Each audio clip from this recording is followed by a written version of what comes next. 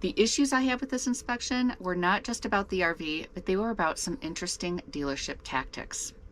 Hi, I'm Deb with Deb's RV Services, and welcome to today's video. So I want to talk about a recent inspection that I did and some interesting developments with the dealership that I have not had in the past. This was a 2017 Winnebago Sunstar. My clients hired me. They were from out of state and they wanted to make sure that this RV was not a lemon. They really just wanted to hire me for an hourly checklist inspection, which is important to know in this case. So I gave them the list of requirements, and I do that with every inspection. The client is to let the dealership know what I need. I need the hookups to electricity, water, propane, a good working battery. I would like it near a spigot so that I can test out city water as well. They said that this RV was going to be ready. They even went as far as to have the salesperson contacted me and let me know that it was all prepped. They told me who to contact, so I was like, perfect, good to go. And I've had a lot of great experiences with dealerships having the unit ready. I've had some that are outstanding, where I've even been, the tech has come out and said, anything you need, any questions you have, come and see me. And then I have cases like this. So I arrived at the location for the inspection, and the RV was sitting in the lot. It was near the hookup, so it had a spigot and it had the electricity, but it wasn't hooked up. There was no water in the tank. There was no anode rod in the water heater. So right away I thought, oh boy, here we go. And I looked inside and I noticed there's a whole cleaning crew in there. So they had a cleaning crew that was also assigned for that day that was cleaning up the RV.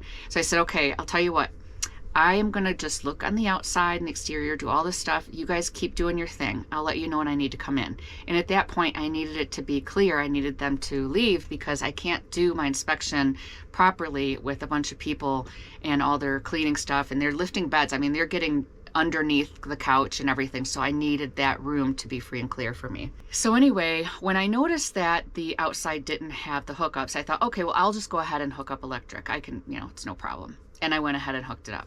And then I noticed that it didn't have any water in the tank. So at that point I thought, okay, there's a spigot. Let me just get water in the tank and I'll start testing the system.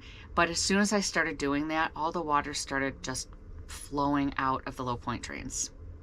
So that told me right there that they unwinterized this unit, and that's about all they did. They didn't even turn the valves back into proper position so it would hold water, and there were 3 different sources of water coming out.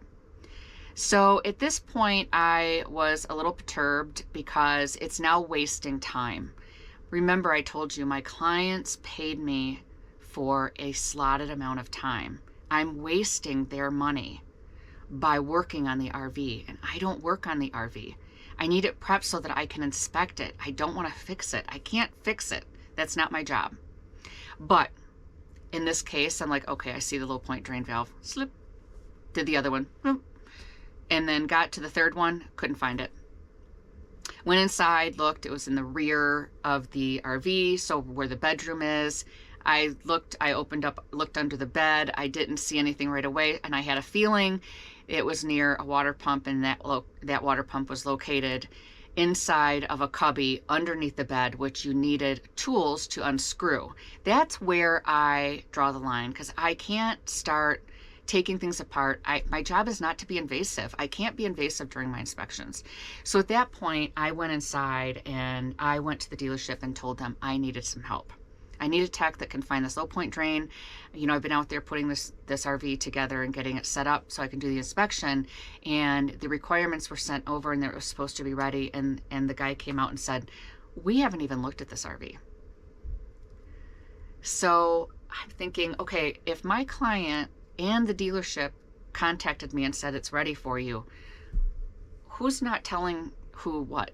So my guess is sales doesn't talk to service, and that's just the way it goes. They say yes, oh yes, it's all ready, it's going to be ready for you, and then it's not. It's not. There's nothing ready. So he says, well, maybe you want to come back. I said, I can't come back.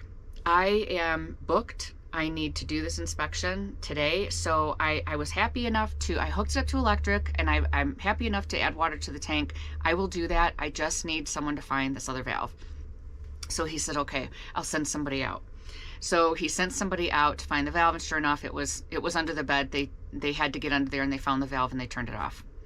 Well, I'm glad there was propane in the tank, because it really would have been a deal breaker if there was no propane, because not only can I not test certain things that require propane, like the furnace and the water heater. I already couldn't test the water heater because there was no anode rod. So listen, when you are paying for an inspection, you want the entire inspection performed. These are key, important things.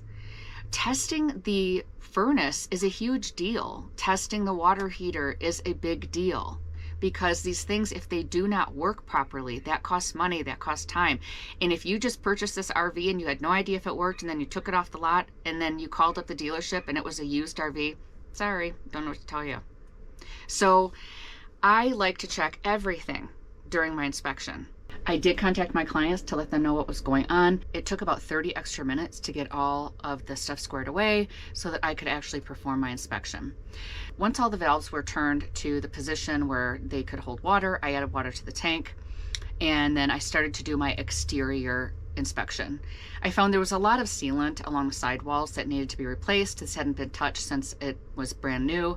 So a lot of cracked sealant. There were areas in the rear where the trim piece was coming off. Lots of different areas that needed to be maintained. And I looked at the tires, and they were 9 years old, so they all needed to be replaced. So I looked around the front area. I noticed the windshield wipers needed to be replaced. There were gaps in those. I went up on the roof, and there were so many gaps in the sealant along the front cap and the rear cap, and then along the trim. So in Winnebagos, you have fiberglass roofs, and then there's the roof folds down, and there's an area where it meets the sidewall, and that sealant has to be maintained at all times, because that's how it holds it together. And all of the sealant was showing signs of cracking and gaps where there was separation starting. So sealant is something that is common, but it's also something that can be a deal breaker for somebody if the dealership or the private party isn't willing to take care of it. Because if you, the new owner, have to hire a technician afterwards, when you have to replace all the sealant, it means the technician is going to have, you're going to have a lot of time invested with this technician, because they have to scrape off the old and then put on new. So it's not as easy as just patching up when you're dealing with silicone. You have to scrape that off. So think about the time invested and the money that it would take to hire a technician that's 150 to 170 per hour. So just seeing all that showed me that this RV hadn't been maintained very well. Do you want to do your own DIY inspection? Well, I am really excited to announce that I have created a workbook. This workbook goes along with the checklist that I have given you and offered you for free. This is something that you get if you subscribe to my newsletter. And all you have to do is go to my website, subscribe to my monthly newsletter, and then you automatically get the free PDF checklist. Well, now I've created a workbook that can go along with this checklist. This is something that I'm offering at a lower introductory price.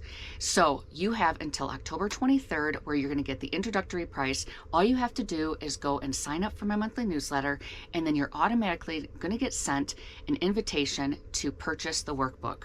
I'm really excited about this. I spent months creating it, and I'm really looking forward to your feedback and how much you like it and how much it helps you. So please don't forget, you have until the 23rd for that introductory rate. When I went on the interior of the RV, the water pump would not hold pressure.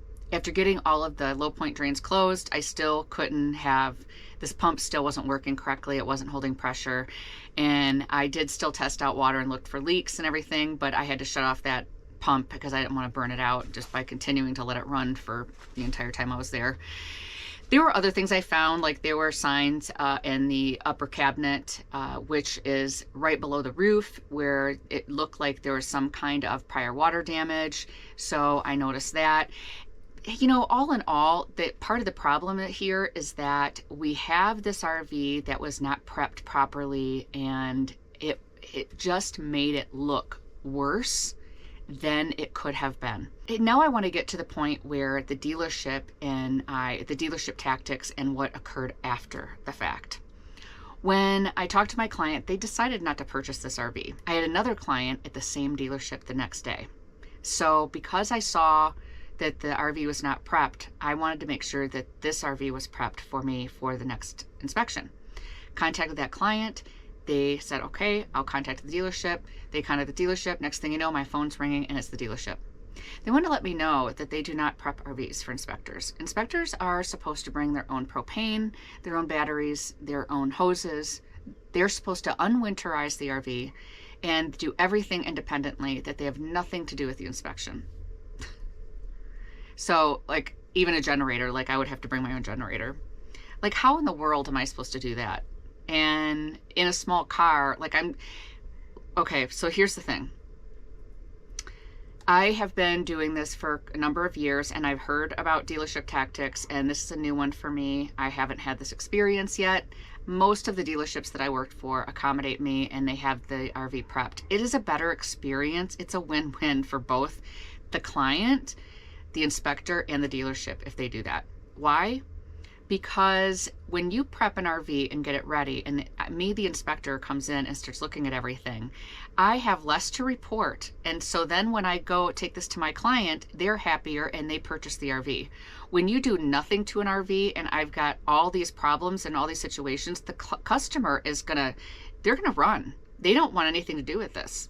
So the dealership actually loses in cases like this. So when this person told me that they do not do any prepping for the RV, but they will in this case, so they are prepping it, but I had to switch my days to accommodate that.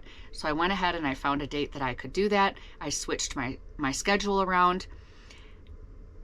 But if they're not going to do this in the future, then I cannot do inspections at that dealership. Here is what I need you to do as a client. If you want an inspection and you send over my requirements, you talk to that dealership, you make sure that service is also aware. My goal is to go and perform the best inspection that I can. If I don't have the requirements met or they're not willing to, then I simply can't do an inspection there. It is between my client and the dealership to negotiate what they're going to do. I'm not going to argue with the dealer. I won't do it. It's just pointless. It's not going to work for me and it's time wasted. I want to do the best inspection I can for my client. And I want to make sure that I can test all the things for you so that you know that you're purchasing an RV that is ready, that is working, and you're not wasting your money or your time. What would you do in this case if you found out that the dealership was not going to prep the RV for your inspector? Would you walk away from the dealership, or would you continue and purchase the RV and just say, okay, I will go ahead and just trust you, dealer, that you will have everything prepped for me and know that it's not a waste of my time? That's the other thing. The dealer also told my client that it was a waste of their money and time to hire an inspector. I don't like that because it made my client feel bad.